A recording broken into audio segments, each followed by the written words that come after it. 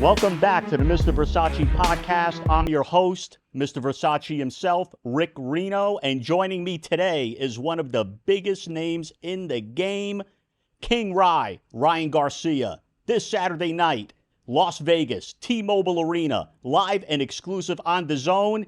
He challenges WBC welterweight champion Mario Barrios. Ryan, I'll start with, you had a recent interview with DAZN where you said a third loss would make you feel like a complete loser. So it's I don't know if I said it like that. That's the way I guess it was put on there. Right. So it sounds like to me that this isn't just about the WBC welterweight title. This is about proving something to yourself more than anyone else, about self-worth, to show what you got in the tank. Forget about the last performance. Now you're going to see the real King Rye. Yeah, no, for sure. You hit the nail on the coffin, for sure. It means more than everything that you see on the surface. It's deeper. It's a more intimate thing within myself that I want to prove, and I'm just excited to be in that ring to do it. And this is a very blessed opportunity, and I look to take advantage of it. Now, a lot of the critics say when you're under pressure, when your back is against the wall, that's when you look electric in the ring. Are we going to get the electric Ryan Garcia? Oh, yeah, you definitely are. It's going to be like lightning in there. You're going to see something special. I promise you that. You had stated in an interview or two that the last fight with Rolly Romero felt a little bit forced. What did you mean by that, if you could explain? I just think that fight didn't need to happen at the time that it did. And, but it's one of those things where you look back and you're like, okay, 2 steps back to go 5 steps forward. And I think it was much needed. And now that I am where I am now, I'm thankful. I'm thankful for things like that to happen in my life. Did you think, like, you would have preferred to go, I guess, in a different direction, or? Just at a different time. It wasn't the right time for me. Because, you're going straight into a tough fight. It's not like you're taking a step back. No, but I mean in terms of where am I in, where you were behind, exactly, out of the ring. Exactly. Out of the ring. Exactly. Now, speaking of Rolly, he recently, I think, took to social media, talked about, his mental health struggles. You've had your own experiences. I don't know if you saw what he had written out there. Mm-hmm. What advice would you give someone like Rolly, since you've been through that, and other fighters who are going through the same thing? Because a lot of fighters, you've been open, but a lot of fighters just keep it all bottled up inside. Oh, yeah. It's a very brave step by Rolly's to start, speaking about it out loud, and I think that's the right thing to do. Because when you bottle up inside, it's much harder to deal with. So I would just say to keep doing what he's doing and seek people that have an understanding of it, seek God, and I think everything else will play its course. It's different for everybody, but I found just talking to people in general about what I'm dealing with helps a lot. A lot of fighters are very secretive about what they do in camp. I know some of the top guys like yourself who won't even let family members in there. They cut down how many people could even access. And for this build-up, you've done a little bit of live streaming. Mm-hmm. What led to that decision? Were there any precautions? Did anyone in your team say, I don't know if we should do this, you shouldn't give them any looks before the fight? Yeah, I think that it's just we're in this type of era where I guess streaming is the way to garner attention. And it's kind of the new way of promotion. People clip, people do all this. And I've always been, I guess, the first one to get on board with boxing. Like, I push boxing to the newer generation. And I don't think any other fighter gets it until I start doing it. And they're like, oh, well, it does work, Similar to, me as a Instagram influencer at first in like 2018 when everybody was shitting on me then, and now you see all the other fighters kind of jumping on the bandwagon a little bit. But it's okay, because look I want the sport to keep on blossoming. So I'll be a pioneer, and maybe some other kid later on is gonna overthrow me and become even a bigger social media star and take boxing to a higher level. And I hope so. I hope that happens. Do you think because of your experiences with that early on, you kind of had a soft spot in your heart for some of these streaming guys who are trying to go to boxing, like a Jake Paul or someone like that? Funny or not, it doesn't make me have a sweet spot because I started off as a fighter. Yeah. And that's all I've done since I was 8 years old. So I don't have a sweet spot for nobody. No, like a soft spot in your heart. Like, no. I could see what they're trying to do. No. We are savages in this ring. Yeah. No. Like, you want to come into this sport? Let's go. We're running it. That's it. Like, we're all got to face each other. Just because you're an influencer don't mean that you get it easy. You got to fight these motherfuckers too, and we all got to figure out if we can fight. That's it. So that's how I grew up in the amateurs. Like, all right, fuck it. We got to fight. Just what it is, and that's just boxing. Like, let's go. No babying nobody, because in boxing, you can't play it. So, nah, no soft spot for these guys. And you had to take the tough fights to get that aura away from you, where you were just not this guy with all this big Instagram following, the good looks, the women chasing you around. Right. You were a real fighter. Yeah, no, for sure. It's one thing that I've had to prove since I started this boxing game. It ain't start just when I started becoming big on social. Even the amateurs, they all just thought they could whoop my ass. So it's something I've always had to prove. I've always had to step up and just get to it. So it's been a lifelong battle of having to prove myself in whatever capacity. Now, turning the page to Barrios, I know you've stated that you found him to be generic. What do you see that's generic about him by examining some of his past fights? Just as far as boxing, he's right there in front of you. He is very textbook.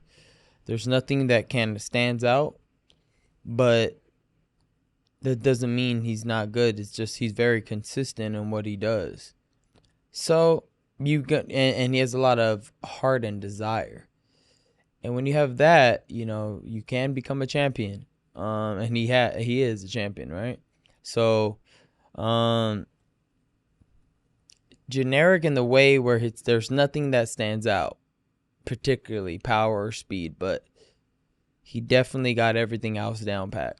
Now he's being trained by your former trainer, Joe Goossen. How early on did you hear that Goossen would be training him for this fight, and that I'm sure it probably caught you completely off guard? Oh, yeah. I forgot which fight I was watching.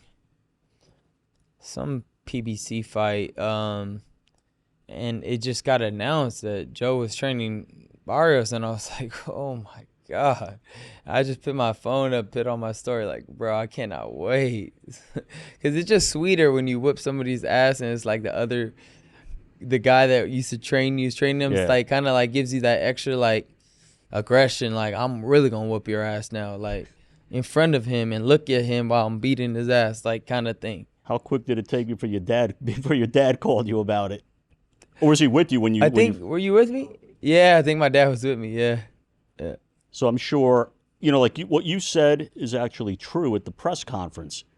He may have an advantage because Joe has trained you for past fights, but the other side of the coin is you may have the advantage because you know exactly how Joe is training him. Exactly. I know exactly what type of road work he expects. I know exactly what type of drills he does, and I know exactly what type of sparring he does, and I know where there's things that need improvement, and things that I feel like aren't too beneficial, and it doesn't seem like Marios is a guy that likes to speak up. So I think that I can take advantage of a lot of those things, and I know how to train harder if I need to, and I know what he does, and I know, for me to know his training is a good advantage because now I get to either train harder or smarter than what he's doing. And I know exactly what he's doing because I trained 12 rounds fights with Joe. Now, you've mentioned in the past that you were very hurt that Joe didn't show up after your loss to Gervonta Davis. And every fighter says after they suffer a defeat, they kind of they see who their real friends are. Did that make you reevaluate your support system to see who exactly was picking up that phone to call you the next day or see how you were doing? Well, I'm very oblivious to things. After the fight, I just went to the press conference and just did it. And then later on, people noticed that really nobody came to my press conference, post-fight press conference after I lost. And after I sacrificed so much to even get to that fight. And I was like, damn, that is kind of messed up, you know? Oscar, I don't think Oscar was there. I don't think Joe was there.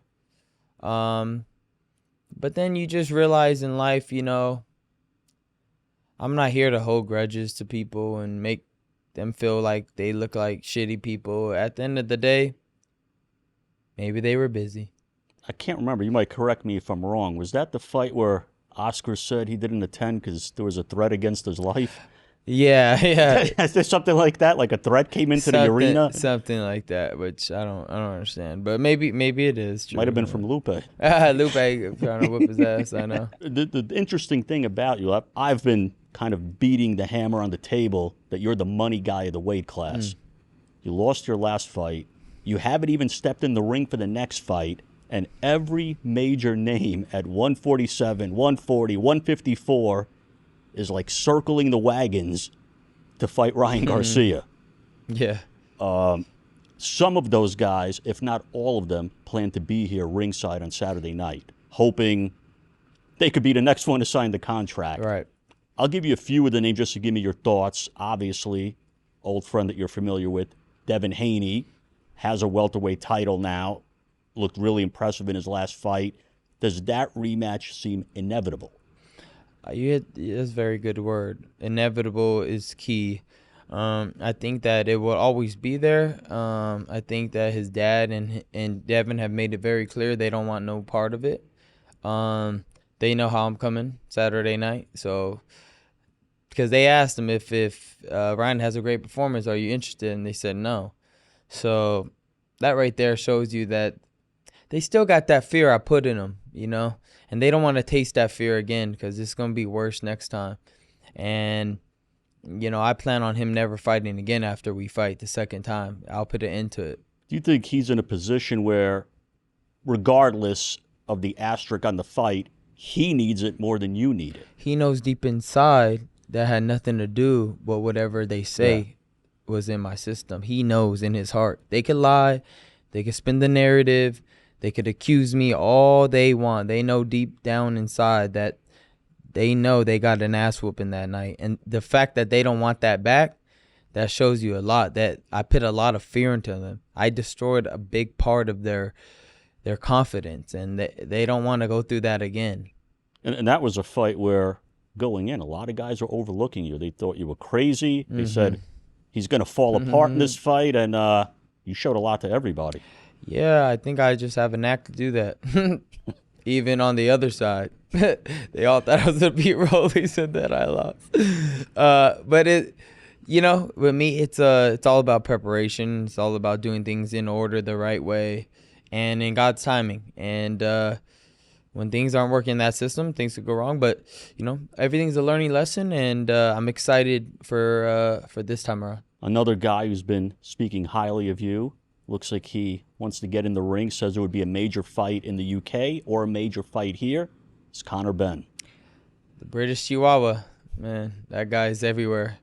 You know, that guy, I don't mind that fight at all. I think he fits perfect for my set of skills. Falls right into my pocket. The only thing is he's a bigger dude. But other than that, I don't see his boxing skills up to par on what I got. So I wouldn't mind that fight at all. But that would be my second option. Would your first option be Shakur Stevenson, who's been also talking your name lately? Oh, for sure. That's the one that is getting me the most excited. It's the one that my light bulbs are flashing in my head on how I can defeat this man. I faced him in the amateurs. And me and my dad have our own opinions on that fight. He knows it deep down that he did not get the best of me. They gave it to him. There was a lot of politics surrounding him, his coach, the PR lady at USA Boxing. So they know what I know, and he knows that it won't be easy. I tell you that. So I'm ready to run that as soon as this is done. But, of course, got to handle business Saturday night, so the focus remains there. Do you think he was just that good in the fight with Teofimo, or do you think Teofimo's I think he could have been corner... better. I think that people aren't calling that out enough. I think once you start landing jabs on somebody like that, as clean as he's landing, where's the other punches at? Where's the left? Where's the right hooks? Where's the body shots? Where's the combinations? Where's the, let me get this dude out of here already? He had a hurt animal in front of him. Well, obviously Teo's not an animal, but he had a hurt, opponent that didn't really want to be in there anymore right round 7. And you don't do anything other than jab him again and again and again. Cool. That was great. Now, it isn't a fighter. He knows deep down it's not that impressive. So it looks like one of his main attributes with the guys is that he's quicker than them as far as hand speed. And if there's one guy who has very quick hand speed, it's you. I'm telling you, when I'm at my sharpest, I don't think nobody's faster than me. I've looked at tape recording, and I could lie. All these things, video don't lie. Nobody's faster than me. So he'll have a problem dealing with that because he can't just be throwing punches because I'm right there with him. So it'll be one of those fun fights it's moving quick and you can't blink because anything could happen. Now, you've been quoted in a few places that this was your last fight with Golden Boy and that you were moving on. When you say moving on, does that mean you're going to self-promote as some guys do? Up to the east side. No, I was kidding. Or is it another promoter, or is it something else altogether? I'm open for everything. But I would love to, to guide my own ship. I feel like I'm a good promoter in this generation. And I think that if I team up with people or if I do things myself, I think I could do a lot of amazing things in this sport overall for the young fighters, for myself, for whoever I team up with, whoever I don't team up with. I'm a pretty good asset. I'm a pretty good thinker. I get a lot of shit from social media to everything, to the whole picture of boxing. I get it really well. So I'm a really good asset and very good captain. So I'm excited to what comes next. Do you see it as like, studying what guys like Canelo have done, or a Crawford, or even a Shakur, where... I think I could take it to another level. Yeah. I think that, similar to what Oscar did with Golden Boy in the beginning, they caught very hot fire, and I think I could do that as well. I think that I could solidify myself as a new promoter, but also I don't have an ego, so I definitely would partner up with anybody and do great things in the sport. I'm a cool guy to work with. I wouldn't be hard, and I know all this shit. I mean, that's it. I mean, you're a pretty young guy still to think about already putting the promoter's hat on. Ching. Nah, I just enjoy the sport, and you got to prepare for the future so you be ready when the time comes. Of course, my main focus is to be the best fighter I could be. But in the meantime, if I could start getting those things rolling, why not? But you never know what happens in life. That's the thing. And in closing, I was going to ask you about 2026. You get past this fight, how active do you want to be? Because it looks like your fans, the sport, we need a more active Ryan Garcia. We need to see you more than once a year. Yeah, no, I'm excited, man. I want to be in way more fights this year. And I plan to carry the momentum from this fight to the next, and hopefully one more if we can. I don't want to be greedy, but if I could do 3 in 1 year, that wouldn't be too bad, So we'll see, and we'll see if these fighters make it difficult. That's it. I don't make it difficult at all, but a lot of fighters have there's a lot of different type of ego levels here that we're dealing with, for sure. So as long as the contract's on the table, the numbers are in the right places, you're ready. Let's do it. Without a doubt. No questions. Let's go. This has been another episode of the Mr. Verzace Podcast. I want to thank Ryan Garcia for joining me today. Remember, this Saturday night, T-Mobile Arena, Las Vegas, live and exclusive on DAZN, Ryan against WBC welterweight champion Mario Barrios. Expect fireworks.